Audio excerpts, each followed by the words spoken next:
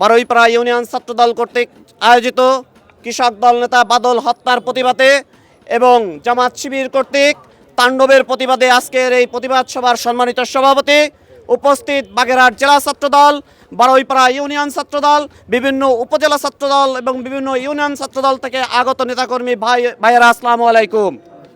আপনারা সকলে অবগত আছেন, সরকারের বিরুদ্ধে যে নীল নকশাই গুপ্ত বট বাহিনী করেছে, তারই ধারাবাহিকতায় তারই অংশ হিসেবে বাদল ভাইকে তারা বারুইপাড়ার মাটিতে হত্যা করেছে।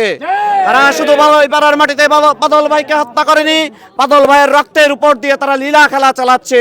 তারা বারুইপাড়াতে তাণ্ডব সৃষ্টি করছে, তারা বাগেরহাটে তাণ্ডব সৃষ্টি করছে। আমি এই বট বাহিনী ও গুপ্ত বাহিনীর উদ্দেশ্যে একটি কথা বলতে চাই।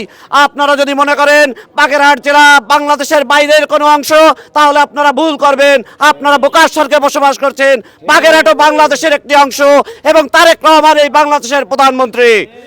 আপনারা যদি পরবর্তীতে তারেক রহমান, দেশনায়ক তারেক রহমান আমাদের বিএনপি ছাত্রদল যুবদল নিয়ে আর কোনো উস্কানিমূলক কোনো বক্তব্য দেন, কোনো স্লোগান দেন, তাহলে ছাত্রদলের সকল নেতাকর্মী আপনাদের রাজপথে দাঁত ভাঙা জবাব দেবে। আমি প্রশাসনের দৃষ্টি আকর্ষণ করব, আপনাদের কাছে তথ্য আছে কারা বাদল ভাইয়ের হত্যার সাথে জড়িত। অতি দ্রুত তাদের আইনের আওতায় আনুন, অন্যথায় রাজপথ ছেড়ে আমরা ঘরে ফিরে যাব না।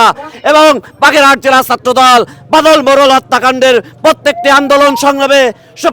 আন্দোলন সংগ্রামের সাথে ছিল, এখনো আছে এবং ভবিষ্যতে থাকবে, এই আশাবাদ ব্যক্ত করে আমি আমার বক্তব্য শেষ করছি।